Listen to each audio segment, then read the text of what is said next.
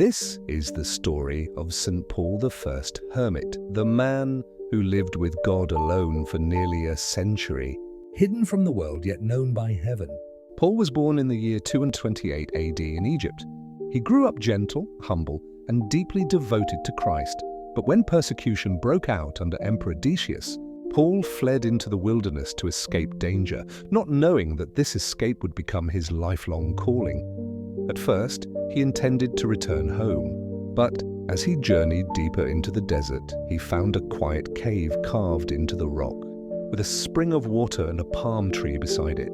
He felt God's peace resting on that place, so he remained. From that moment, he became St. Paul the Hermit.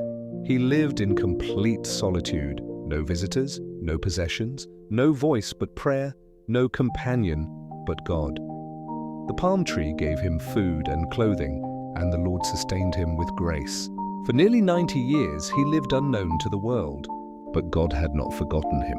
One day, St. Antony the Great, the father of monks, received a vision from God.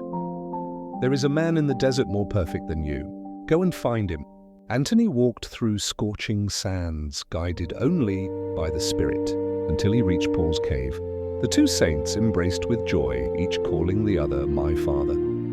It was a meeting arranged by heaven.